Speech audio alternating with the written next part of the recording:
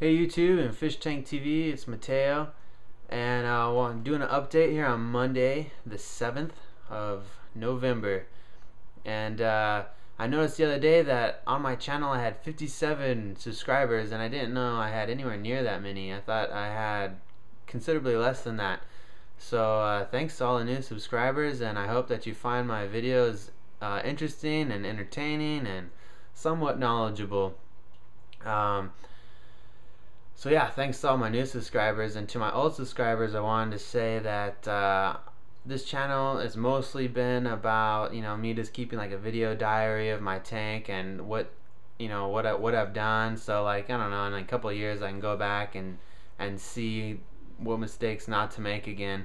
I want to add a new element to my channel of what I've seen a lot of people doing, and it's helped me out, so I want to return the favor and making a little more helpful videos and doing a couple product reviews and like how-to videos and things like that. Not so much just here's my tank and what it looks like now, because I mean then that's cool for people to watch every now and then, but I mean most of the channels I subscribe to are a mix of helpful and hey, here's my tank, this is what it looks like. So yeah, so thanks for all the subscribers, and that being said, here's my tank and what it looks like right now. So it's been about 2 weeks since I've done my last update video, and since I've done my last video, the thing that's changed most in my tank has been the front and center focus of my tank, which is the red tiger lily. Thanks to some of my subscribers, I've learned that it's a lily and not a lotus. I just imagined it was a lotus. Truth be told, I never even knew there was such a thing as a red tiger lily, but now it all is making sense. So yeah, my red tiger lily had 2 weeks ago, I had like I think 3 lily pads that were about to hit the surface, very much like these 3 here. They look just like that. They were on their way but had not opened yet. Now I have a little problem. I'll bring you up top here and take my light away a little bit, and I have like 13 lily pads up here now, and I mean that's cool and that's all fine and dandy, but like they're blocking all my light, and I mean some of them are really cool to look at. Like they got these veins in them with the red dots, and you know what I thought was cool? Like some are green like this, and then some are red like that. And like there's a perfect example, like green and then the red on the left. I don't know, I just think that's pretty cool. But also, yeah, it's cool, but also like if I get the view up from my tank, you see like how much light it's blocking, and I'm just not quite sure what to do. So if anybody has any like tips about that, of like how to trim the lily pads, like do you trim lily pads, or do they fall off and die, or if you trim them, do you trim them up there at the top, or do you trim them as close to the bulb as you can, or what's up with that? So with that being said, I want to transition into, I also have another exact same plant, red tiger lily, that didn't grow as fast as the one in the middle of my tank. Needless to say, it's still growing. There's some leaves that it has now. They're like looking pretty good actually, and then it comes down into the bulb, and I'll get my pointing stick, and you can see that it has 1 and 2 right there, lily pads that are on their way up to the surface, and that's gonna be too big for my tank. I don't want that. So I know I can sell it to my fish store by my house, but if anybody's interested in that plant, let me know, and we'll see if I can't get it to you shipping wise and all that jazz. And like I said, it has I don't know, 1, 2, 3, 4, 5, 6 leaves and then 2 lily pads. It's probably 2 inches high, and it's the same exact plant as this one here. And this one's about 8 inches high, probably has about 30 leaves on it. So if that's the style you want in your tank, if that's the look you're going for, let me know and I can hook you up with that. Moving on to another plant that I've been enjoying is my Liguigia ripens. And one of my favorite views from the tank is the top. So I'll bring you up top and see if we can't get a good look. My Liguigia ripens that were just clippings from Keith's tank, a buddy of mine who is in the hobby, are doing really well. They've grown triple, maybe even 4 times the size they once were, and they're just doing really awesome, and I'm really digging it. So yeah, pretty soon, I guess, once they hit the surface, I'll trim them down and start to propagate them myself. The plant that I've probably been working on the most is my Rotella. My Rotella were also clippings from Keith's tank, and as you can see, what I wanted in my Rotella was it was green, but I wanted it to turn more of a pinkish red color. And I thought that was achieved by iron, and doing a lot more research by myself, I've learned that it's not so much the iron, but it's almost all due to the light.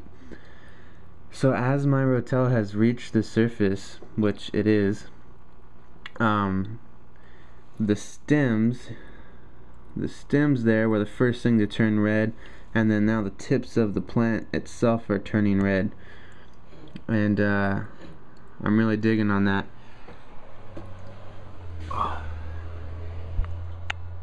So yeah, that's my my Rotella. I'm gonna be trimming my Rotella from, I don't know, probably like the halfway point, cutting it and then planting it where this ghetto Rotella that I had in my outdoor tank forever is now. I think I'm just gonna take that out or whatever. Next thing I want to talk about, banana plant. Banana plant, really cool plant. My girlfriend got it for me. Buried the banana part in the gravel, which I don't see too many people do. They think it's like a floating plant or whatever. I mean, it will definitely survive if it's floated, but a lot of people think that these right here, the things that you are actually seeing, are the roots, which in some cases they are, like, well, not in some cases, in a way they are the roots, but those banana pods actually sprout roots themselves. Like, the best way to describe it is, you know, roots coming out of those banana pods. So it definitely will shoot roots if it's underneath. Oh, that's awesome! My lights just turned off. Okay, so yeah, those roots will definitely grow more roots. I have gotten so confused on what I'm trying to say. Anyway, this banana plant is badass, and it's shooting off a lily that's going up, which is pretty cool. And looking forward to see how high that goes, and if it goes all the way to the surface and whatnot. I've also added 10 more tetras to this tank. 6 of them died, all due to where I got them from, not anything water parameter wise or whatever. So that kind of pissed me off, but I have a nice little school going of, like, I don't know, I think I got like 7 or 8 now. So that's cool. Serpes are still Serpes is still doing good. I would like to get more mono shrimp. My mono is up there underneath that lily pad chilling. right there. They do a really good job of eating the algae and stuff. My homemade CO2 is still cranking out,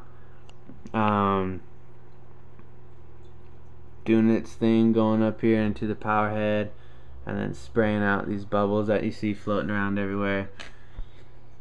My jungle val is propagated about 5 times since I've put it in here, and I would say within another 2 weeks it will probably be double the size it is now once everything reaches, you know, roots.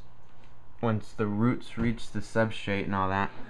A good visual of that is, here's a jungle val runner with some roots. Here's a jungle val runner with some roots, and then the one in the very back right there in the corner, jungle val runner that's already almost gone to the surface. And oh man, I did want to show you guys this one cool thing with this jungle val here is you can actually kind of measure it by the day, because I was measuring it every day, and there's one piece in here particularly, I think it's this one here, where I mean this shit will just freaking grow. It's like, it's higher than the picture on my wall. So yeah, I mean it'll just grow. Oh yeah, this one here, look at this one. I don't know, this is crazy. Like it just comes all the way out of the tank. So yeah, I tried, here I'll tell you a little mistake I made so you don't make it. I was watching one of Dustin's videos and he's always like, you know, this whole thing about the aerial advantage of when a plant hits the air, it can get the most CO2, and it really starts to do well after that. So I was like, well, my jungle val is pretty much, you know, reached the surface, and it's kind of at the aerial advantage where it's in the water, out of the water. What if I take it and droop it over my tank like that? So I left a piece of jungle val just like drooping over my tank like that, and I came back in like 10 minutes and it was all shriveled up and died. So jungle val doesn't live outside of water, FYI. So yeah, this video is always long. I don't understand how my videos are always so long. It's because I have no premise. I just go into it looking for an update, and then next thing you know, 13 minutes later. Anyway, there's my tank and my badass window glare. I'll catch you guys on the flip side.